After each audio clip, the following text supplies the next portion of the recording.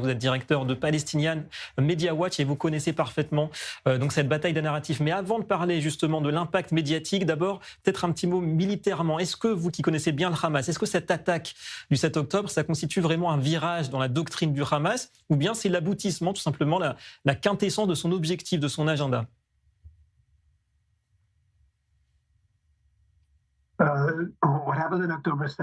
Ce qui s'est passé le 7 octobre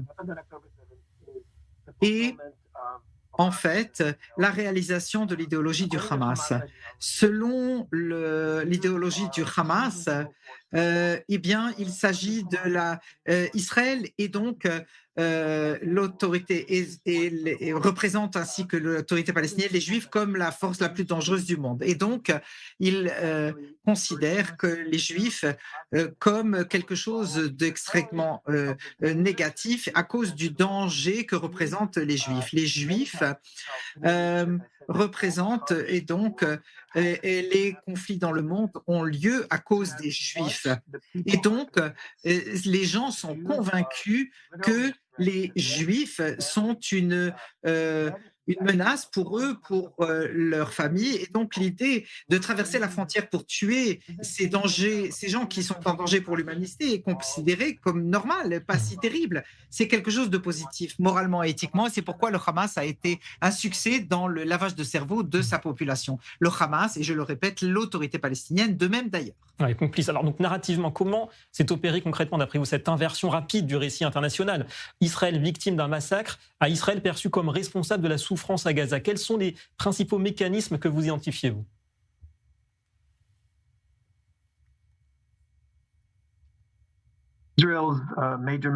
Écoutez, Israël, sa plus grande erreur, c'est le combat de l'information. Parce qu'on a été tout le temps sur la défensive. Chaque fois qu'on a été accusé de quelque chose, on a dit non, c'est pas nous, non, on l'a pas fait.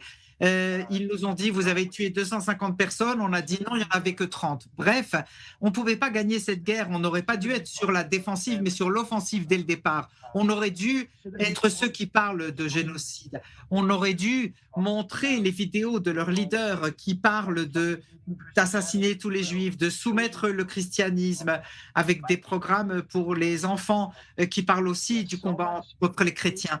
Nous avons tellement d'informations de haine. Il faut montrer au monde que l'autorité palestinienne et le Hamas sont les grands infracteurs des droits de l'homme. Et le monde, aujourd'hui, aurait pu être un monde meilleur si on n'avait pas été sur la défensive. Et on a tellement de manières de le faire.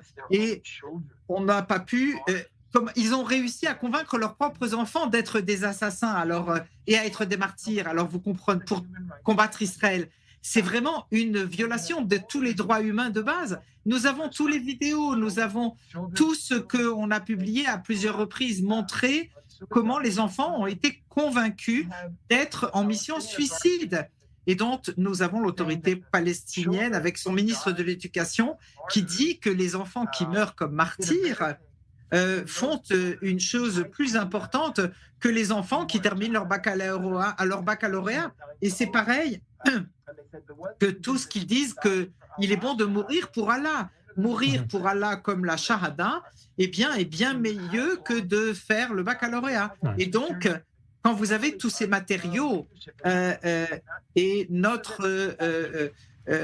ministère de notre ministère de la Communication n'a pas fait le travail, le gouvernement n'a pas fait le travail, ça a été la plus grande erreur. On n'est pas aussi mauvais qu'on le pensait, mais on a vraiment perdu cette bataille complètement et donc la guerre.